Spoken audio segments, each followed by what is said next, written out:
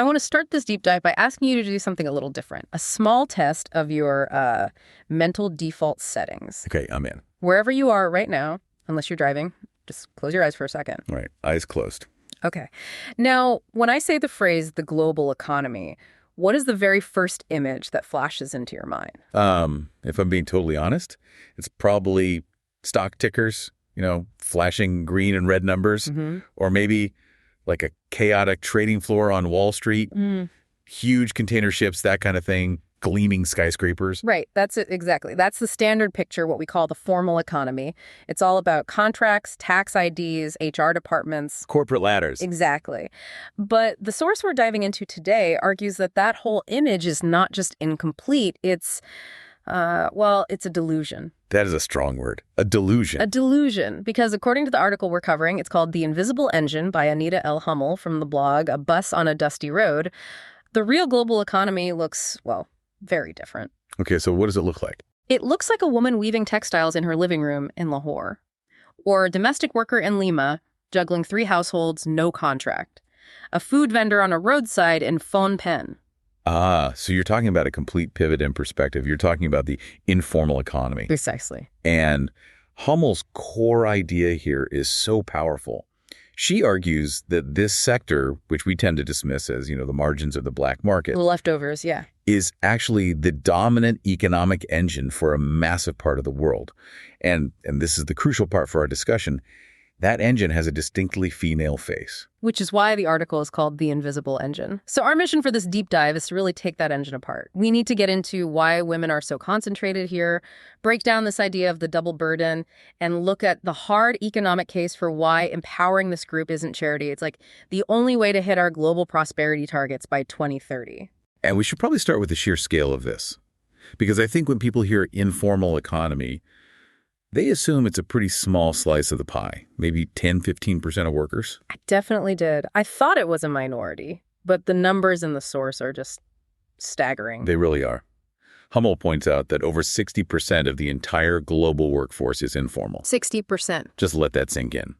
The majority of people working on this planet today have no contract, no formal boss, and basically no legal protection. So that 9-to-5 corporate job we all pictured at the start, that's actually the outlier. Globally, we're the weird ones. Statistically, yeah. And this is where the gender part becomes so critical. That 60% isn't an even split. In a lot of regions, especially in Africa, Asia, Latin America, women are just vastly overrepresented. The article mentions that in some sub-Saharan African countries, it's over 90% of employed women. 90%. It's unbelievable. Yeah. So in those places, informal is basically just another word for working woman. If you're a woman with a job, it's almost guaranteed to be outside the legal framework. Exactly. You're operating without a net. Now, before we mentally file this away as just a developing world problem, I thought this was a really sharp point in the text.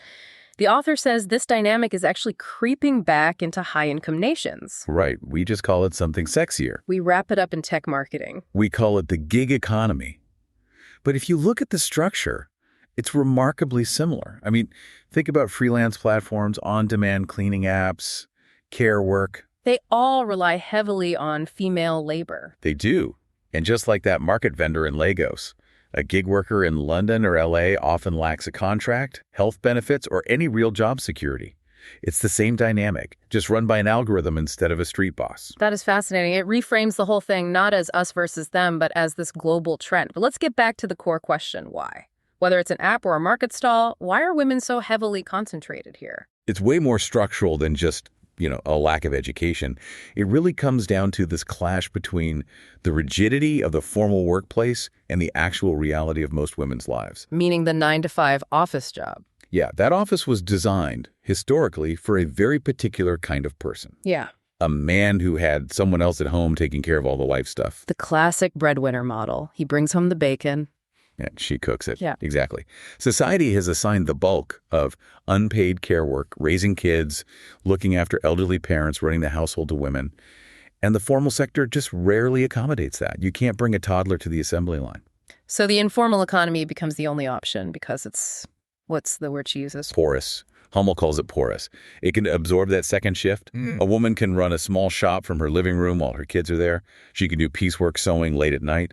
It's often the only system that lets her fulfill her unpaid duties while still earning the money her family needs to survive. So it's a feature, not a bug, for them. It's the only system that fits. Let's get more specific, though, about where these women are working. Because the source makes this interesting distinction between the kind of visible, informal work men do and the more invisible work women do. Right. When we think of informal work, we might picture a construction site, day laborers. Mostly men, mostly outdoors. Very visible. Exactly. But women's informal work is often an extension of those domestic roles, which pushes it into private, less visible spaces. The invisible part of the engine. The source really breaks down into four main sectors. First, and maybe the most isolated, is domestic work. This one just feels so precarious. Millions of women working inside private homes. Behind closed doors. And that physical isolation is a huge part of the problem. No contracts, no safety nets, and no witnesses. I mean, if you face abuse or your wages get stolen, who do you report it to? There's no HR department in a private home. You're completely at the mercy of your employer. Okay, so then there are home-based workers. I hadn't really thought about the distinction here. Yeah, and this is a key misunderstanding. A lot of home-based work isn't just, artisans making crafts for tourists. It's industrial subcontracting. What do you mean by that? You might be sitting in your kitchen stitching garments for a major global fashion brand. You are, for all intents and purposes, a factory worker. But because your factory is your home, the brand gets to sidestep safety regulations and minimum wage laws. It outsources all the costs of the factory floor to the poorest people in the chain. Wow. It just blurs all the legal lines. Okay, then we move outside to street vending. And this is really the visible face of food security in so many cities. These women are selling produce, cooked meals. They are literally fueling the city's workforce. Yeah. But they operate in this state of constant anxiety. Because of zoning laws and things like that? Exactly. They don't have a legal right to their spot on the sidewalk. So police can come at any moment and chase them off, confiscate their goods, or demand bribes. They are essential to the city, but the city treats them like a nuisance. And the last one, the biggest by sheer numbers, is agriculture. Planting, weeding, harvesting, so often on family plots. In many farming societies, women do the bulk of the actual labor. But because it's on family land, it's not seen as formal employment. It's just helping out. Right, and they often don't even control the money from the harvest, even though they were the ones who grew it. So we've established where they are, which is basically everywhere. But we need to talk about the cost. The source uses this term I really want to dig into, the double burden. That's the perfect way to frame it. It's like a multiplier effect. Being a poor informal worker is hard enough, but being a poor female informal worker comes with this whole extra set of penalties. Starting with the wage gap, which the source calls a chasm, is that just because they're paid less for the same work? That's part of it, for sure. It's unregulated, so there's no minimum wage.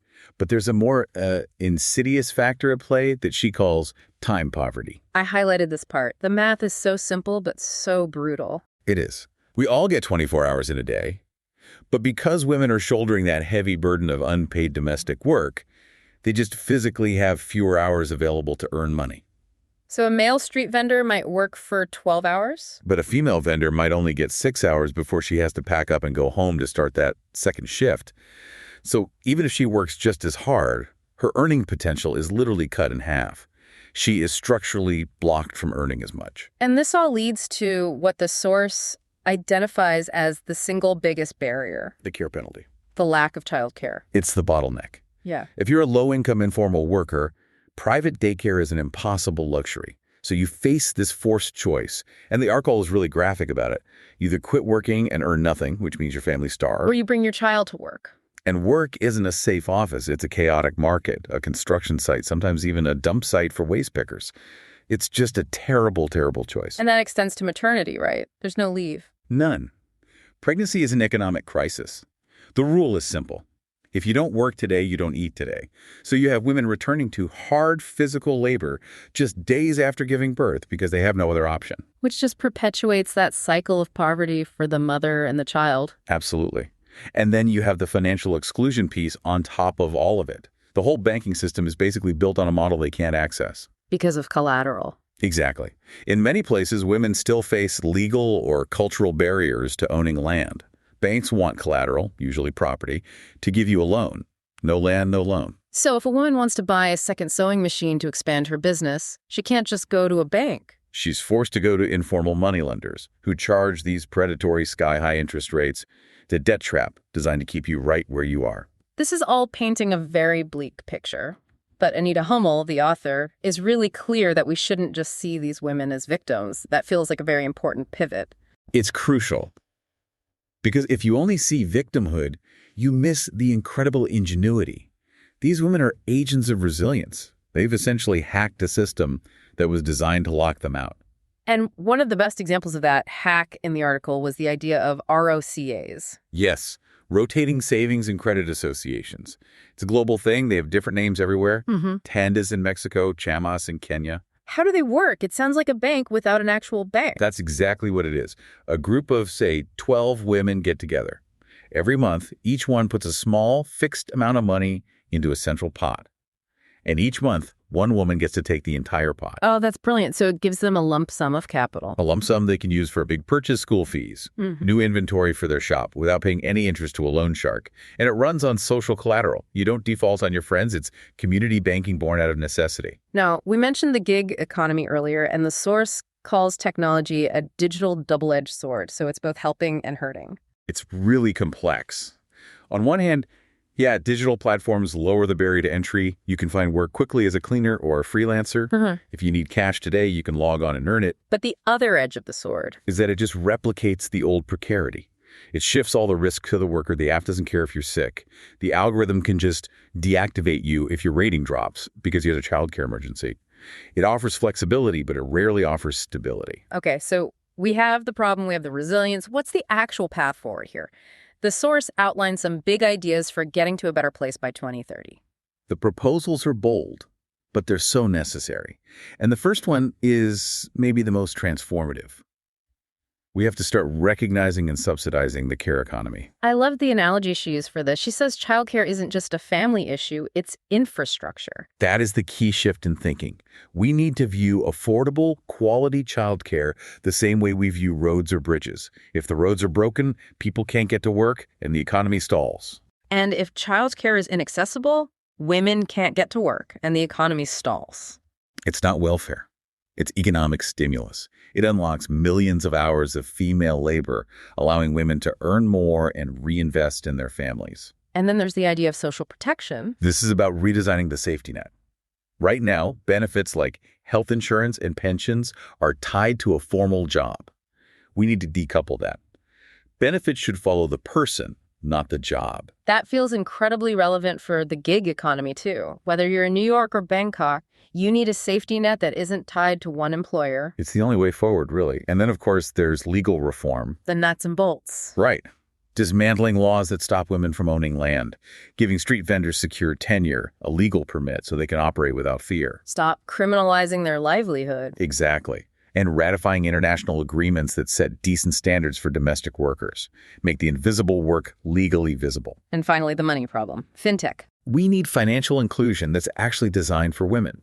If they don't have land for collateral, let's build algorithms that use their reputation or their transaction history as collateral instead. The technology is there. So bring this all together. What's the so what? Why should someone listening in an office in Chicago care about this? The so what is the economic imperative. The source makes it crystal clear. This isn't about being nice or fair. It's just cold, hard economics. You can't run a global engine if you're only putting oil on half the parts. That's a perfect way to put it. When you empower women economically, when you solve that care burden, families are healthier, kids stay in school longer, communities are more stable, and whole nations become more prosperous. We're leaving trillions of dollars of economic growth on the table by ignoring this. It really does change how you see the world. The next time you walk past a market stall or order a rideshare, you realize there is this massive, invisible engine of female labor keeping it all moving. And just seeing them recognizing their value not as the margins, but as the engine, that's the first step. Absolutely. Now, before we wrap, we have a very specific invitation for you. If this deep dive got you thinking, the source material is from a really fantastic community called A Bus on a Dusty Road. They cover travel and global life, but as you can tell, they really get into the deep social and economic issues that shape the places they go. It's not just top 10 beaches. It's about really understanding the world. So here's your homework. First, go subscribe to their podcast. It's called either Dusty Roads or The Deep Dive by Dusty Roads. You can find it on all the big platforms. And if you're more of a visual person, they have a great YouTube channel also called A Bus on a Dusty Road. It really brings these stories and places to life. Definitely check that out. And to keep up with everything, sign up for their newsletter. They have blogs on, everything from authentic recipes to sailing guides. It's just a great resource if you're interested in being a global citizen. Sounds like a great rabbit hole to fall down. It really is. So just search for A Bus on a Dusty Road, hit subscribe, and let them know we sent you. Thanks for listening to this deep dive. We'll catch you on the next one.